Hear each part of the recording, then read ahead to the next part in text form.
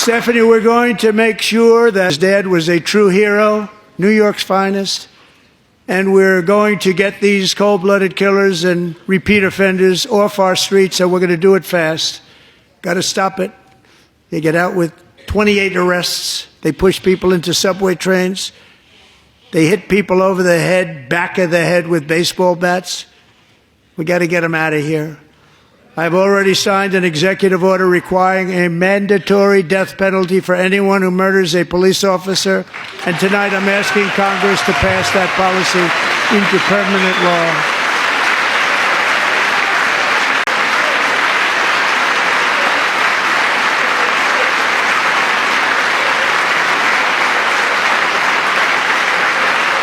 I'm also asking for a new crime bill getting tough on repeat offenders while enhancing protections for America's police officers so they can do their jobs without fear of their lives being totally destroyed. They don't want to be killed.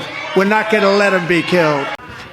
Joining us in the gallery tonight is a young man who truly loves our police. 2018 gave him 5 months at most to live. That was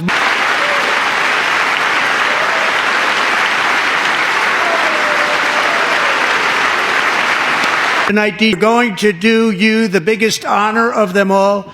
I am asking our new Secret Service. Thank you. Likely came from a chemical he was exposed to when he was younger. Since 1975, rates of child cancer have increased by more than 40%. Reversing this trend is one of the top priorities for our new presidential commission to make America healthy again, chaired by our new Secretary of Health and Human Services, Robert F. Kennedy, Jr.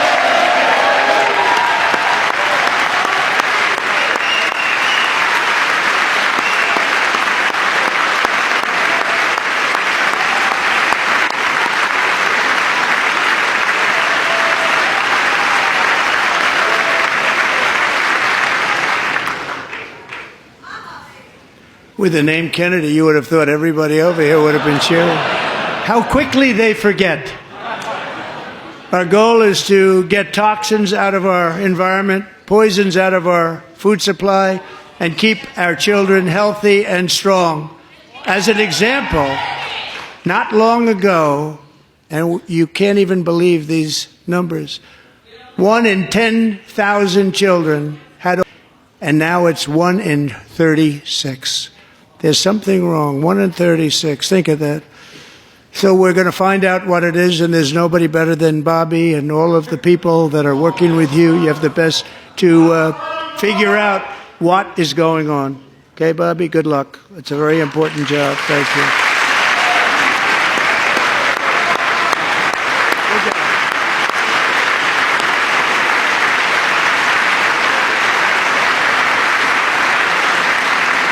Thank you. My administration is also working to protect our children from toxic ideologies in our schools. Ideology.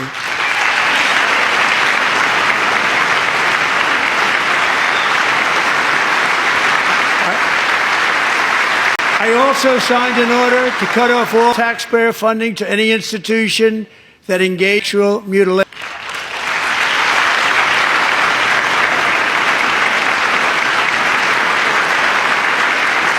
And now I want Congress to pass a bill permanently banning and criminalizing on children and forever ending the lie that any child is trapped. A big lie.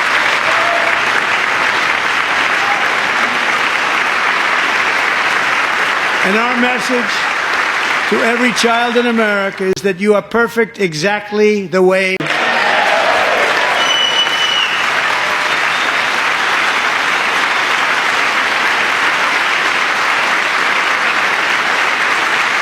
Out of our schools and out of our military, and it's already out, and it's out of our society. We don't want it.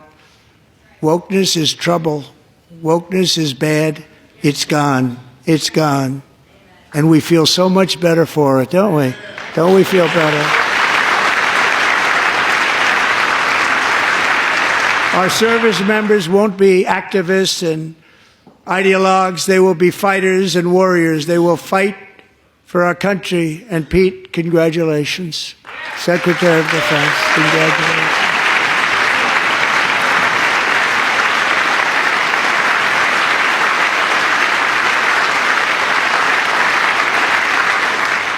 And he's not big into the woke movement, I can tell you. I know him well. I am pleased to report that in January, the U.S. Army had its single best recruiting month in 15 years, and that all armed services are having among the best recruiting results ever in the history of our services. What a difference.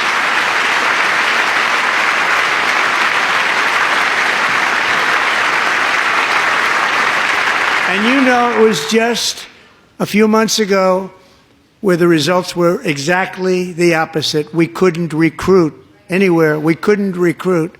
Now we're having the best results just about that we've ever had. What a tremendous turnaround. It's really a beautiful thing to see. People love our country again. It's very simple. They love our country, and they love being in our military again. So it's a great thing, and thank you very much. Great job. Thank you.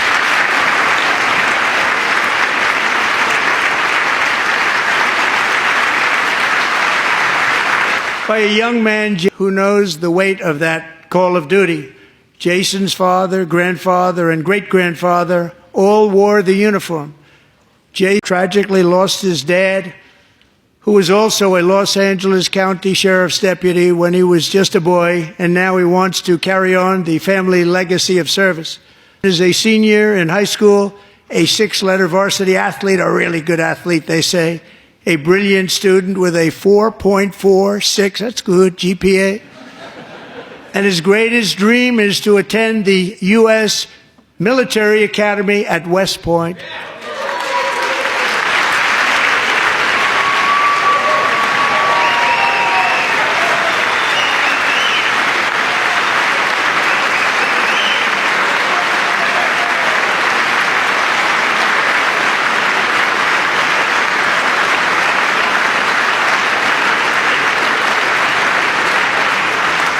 And Jason, that's a very big deal getting in. That's a hard one to get into. But I'm pleased to inform you that your application has been accepted. You will soon be joining the Corps of Cadets.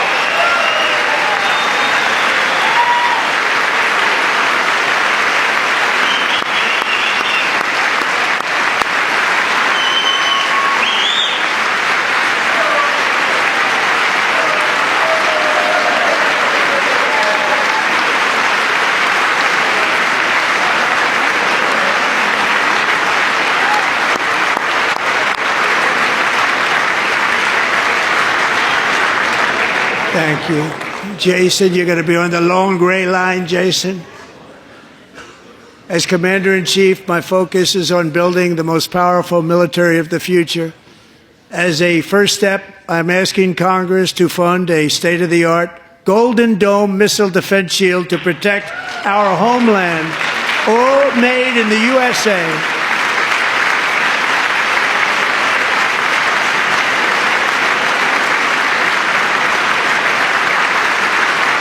And Ronald Reagan wanted to do it long ago, but the technology just wasn't there, not even close. But now we have the technology. It's incredible, actually. And other places, they have it. Israel has it. Other places have it. And the United States should have it too, right, Tim, right? They should have it too. So I want to thank you. But it's a very, very important. This is a very dangerous world. We should have it. We want to be protected, and we're going to protect our citizens like never before. To boost our defense industrial base, we are also going to resurrect the American shipbuilding industry, including commercial shipbuilding and military shipbuilding.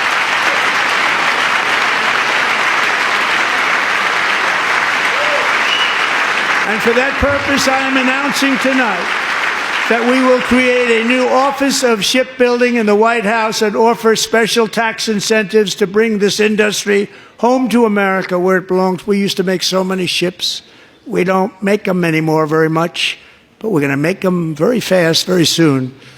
It will have a huge impact. To further enhance our national security, my administration will be reclaiming the Panama Canal, and we've already started doing it.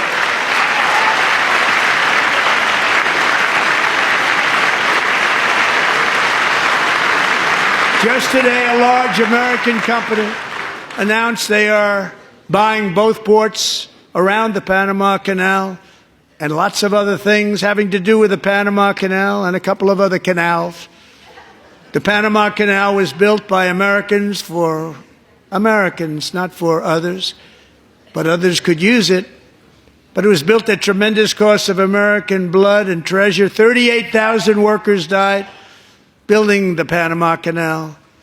They died of malaria, they died of snake bites and mosquitoes. Not a nice place to work. They paid them very highly to go there, knowing there was a 25% chance that they would die. The most expensive project also that was ever built in our country's history, if you bring it up to modern day costs. It was given away by the Carter administration for $1, but that agreement has been violated very severely. We didn't give it to China. We gave it to Panama, and we're taking it back.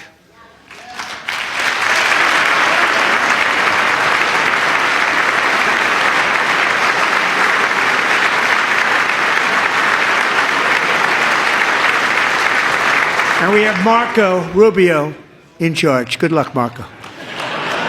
Now, we know who to blame if anything goes wrong. Marco's been amazing, and he's going to do a great job. Think of it, he got 100 votes. You know, he was approved with actually 99, but the 100th was this gentleman, and I feel very certain. So let's assume he got 100 votes, and I'm either very, very happy about that or I'm very concerned about it. But he's already proven. I mean, he's a great gentleman. He's respected by everybody, and we appreciate you voting for Marco. He's going to do a fantastic job. Thank you. Thank you. He's doing a great job. Great job. And I also have a message tonight for the incredible people of Greenland. We strongly support your right to determine your own future. And if you choose, we welcome you into the United States of America. We need Greenland for national security and even international security, and we're working with everybody involved to try and get it. But we need it really for international world security, and I think we're going to get it. One way or the other, we're going to get it. We will keep you safe. We will make you rich, and together we will take Greenland to heights like you have never thought possible before. It's a very small population, but very, very large piece of land and very, very important for military security. America is once again standing strong against the forces of radical Islamic terrorism.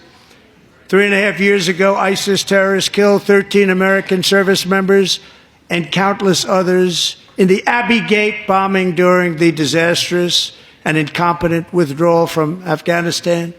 Not that they were withdrawing, it was the way they withdrew. Perhaps the most embarrassing moment in the history of our country. Tonight I am pleased to announce that we have just apprehended the top terrorist responsible for that atrocity.